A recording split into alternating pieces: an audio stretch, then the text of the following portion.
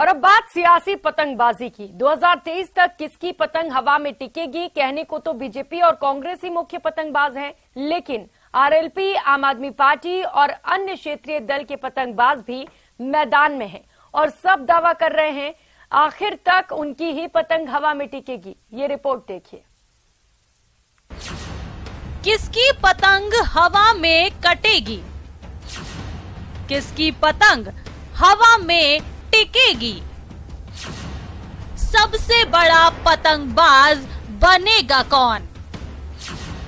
उड़ी रे सियासी पतंग।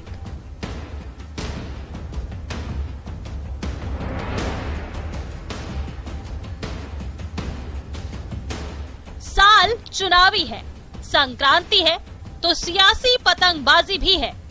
पतंग तैयार है और मैदान में मुख्य रूप से कांग्रेस और बीजेपी दो बड़े पतंगबाज हैं, जो हर 5 साल में एक दूसरे की पतंग काट ही देते हैं।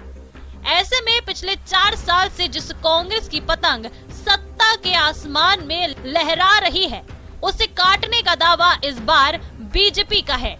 नेता प्रतिपक्ष गुलाब चंद कटारिया का कहना है कि इस बार कांग्रेस की पतंग परवान नहीं चढ़ेगी।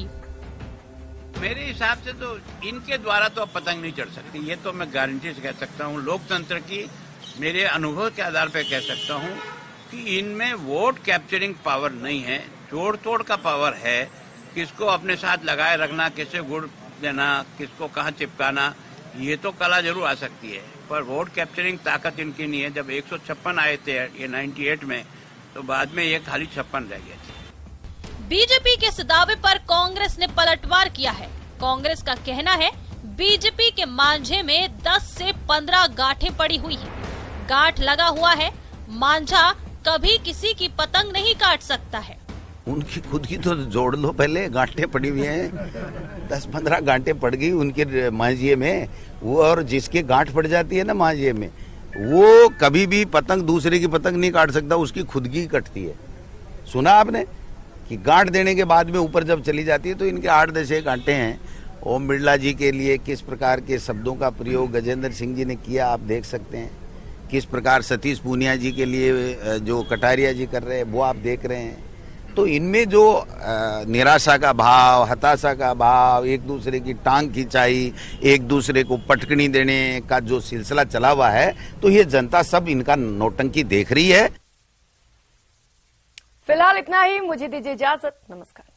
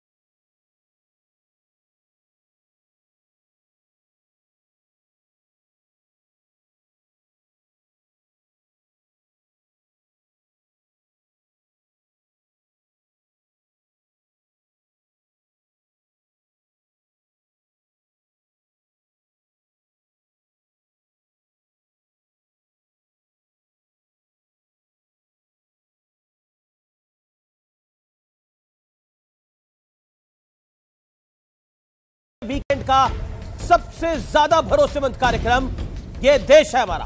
नरेंद्र मोदी का सामना इस बार बदले हुए राहुल गांधी से हो रहा है, क्योंकि राहुल गांधी का ये तपस्वी अवतार है। तो उनका कहना यह है कि उस जमाने में भी इस्लाम था, उस जमाने में भी क्रिश्चियनिटी थी। मानिए इस चीज को कि उस व्यक्ति को नहीं पता है अपने धर्म के बारे में।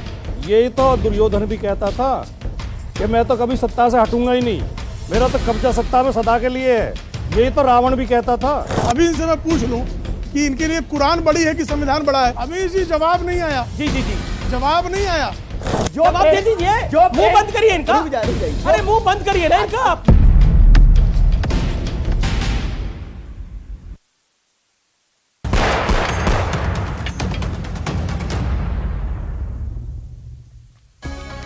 पेपर लीक के माफिया भूपेंद्र सारण पर शिकंजा। 1.5 करोड़ का किला 1.5 मिनट में ध्वस्त। दूसरे दिन पॉकलैंड और हैमर मशीन की मदद से तोड़ा मकान।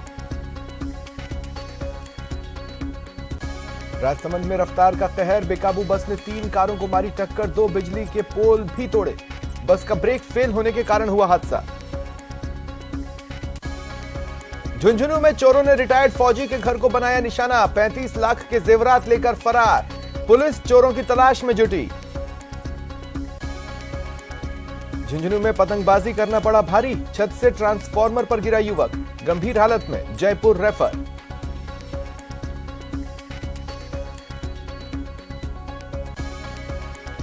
सियासी बिसात कौन किसके साथ, ये देश है हमारा में देखिए 2024 का महाभारत।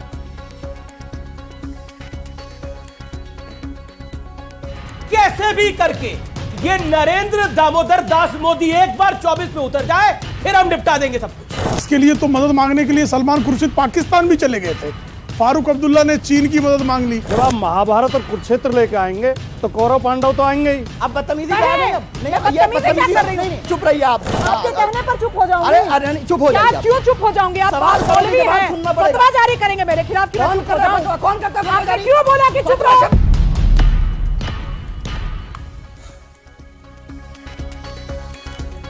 और न्यूज 18 राजस्थान की बादशाहत बरकरार। लगातार 15वें हफ्ते नंबर 1 पर। प्यार और भरोसे के लिए शुक्रिया राजस्थान।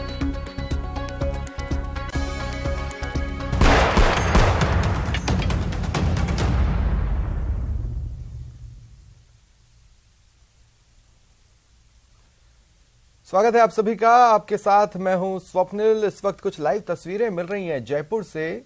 बीजेपी के प्रदेश अध्यक्ष सतीश पूनिया मकर संक्रांति पर पतंगबाजी कर रहे हैं। देखिए तस्वीरें आपकी टीवी स्क्रीन पर हैं। आप देखिए उन्होंने पतंग ली और फुर्री मिलते ही पतंग को आसमान में उड़ाते चले गए। और अब देखिए चूंकि सियासी चेहरा है, आप जानते ही हैं किसकी पतंग वो काटना चाहते हैं। बहरहाल मकर संक्रांति पर पतंगबाजी का आनंद लेते बीजेपी के प्रदेश अध्यक्ष सतीश पूनिया आपके टीवी स्क्रीन पर हैं, जिनके साथ बहुत से लोग मौजूद रहे। जिस जगह पर वो पहुंचे वहां उनका स्वागत किया गया। और पतंगबाजी का देखिए अब क्रेज ही ऐसा है।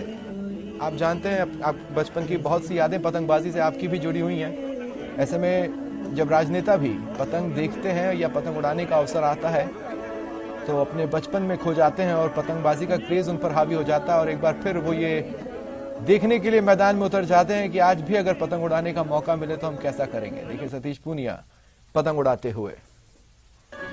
देखिए पतंगें संदेश तो देती हैं कि यदि व्यक्ति संतुलित तरीके से चले, उसके पक्ष में हवा अच्छी चले तो वो ऊंचाइयां छू सकता है। और इसलिए मुझे लग रहा है कि अब तो 23 में बीजेपी की पतंग और 24 में बीजेपी और मोदी जी की पतंग ये अच्छी ऊंचाइयां हासिल करेंगे। और सहयोगी लवली वधवा इस वक्त मेरे साथ जुड़ रहे हैं कुछ लाइव तस्वीरों के साथ। लवली, कहां पर खड़े हैं आप? क्या तस्वीरें दिखा सकते हैं मकर संक्रांति की? आपको, हमारे तमाम दर्शकों को, देश भर को शुभकामनाएं और बधाइयां।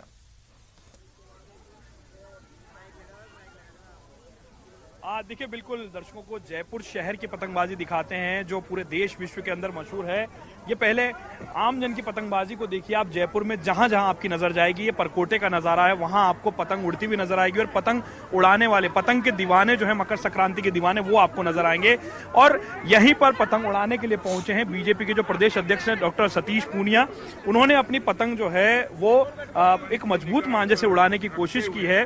कितनी मजबूत उनकी पतंग है वो बता रहे हैं कि कितनी मजबूत उनकी पतंग है। क्या लग रहा है डॉक्टर साहब, ये पतंग कितनी ऊंची जाती नजर आ रही है? पूनिया जी की पतंग कहाँ जा रही है सर? पतंग 23 में बहुत ऊंची जा रही है और 24 में एक बार फिर से मोदी सरकार आ रही है। अच्छा, तो ये 23 में जो ये ऊपर तक जा रही है, तो ये कितनी पतंगे काटती हुई जा रही है सर? पतंगे तो जो रास्ते में आएंगी, जो अड़चन तो इसमें अगर बीजेपी की पतंग आसमान में छाने वाली है तो क्या उसकी डोर सतीश पूनिया होंगे? फॉर्च्यूनर जितनी छोड़ेंगे। तो ये मान के चला जाए कि केवल एक ही पतंग दिखेगी? पक्का 100%। तो दूसरे तो फॉर्च्यूनर की उम्मीद भी कर रहे हैं, वो उम्मीद भी तोड़ रहे हैं आप?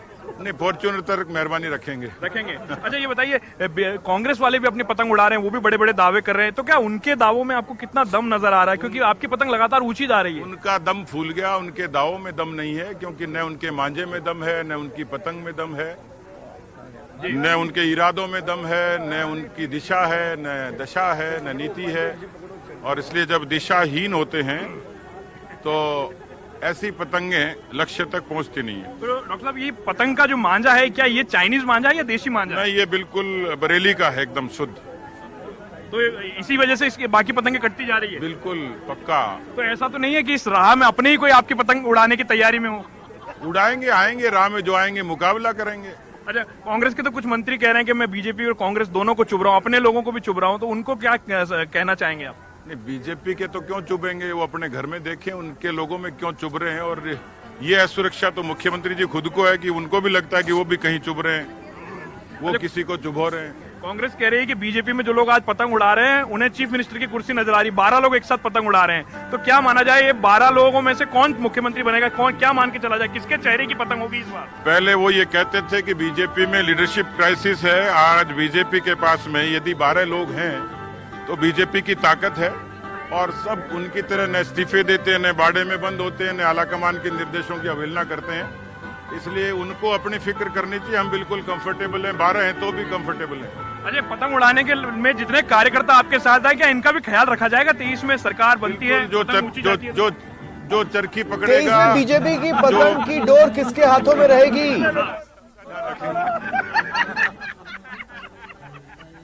देखिए, ये पतंग की डोर किसके हाथ में रहेगी? पूनिया जी, ये भी बताइए, डोर किसके हाथ में रहेगी? आप ही के हाथ में रहेगी या किसी और के हाथ में थमाएंगे आप?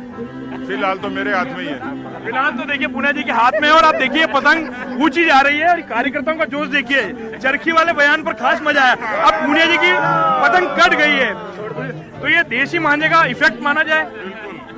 देशी मांझा मजबूत होता है। तो देखिए, यहाँ पर एक हंसी खुशी के माहौल में राजनेता जो है वो पतंग उड़ाते हुए नजर आ रहे हैं, मिल रहे हैं अपने लोगों से। पतंग कितनी मजबूत है वो आपने देखा, डोर कितनी मजबूत है वो आपने देखा। बरेली के मांझे से लेकर के कुछ लोग हमारे साथ हैं, उनसे बात करेंगे हम।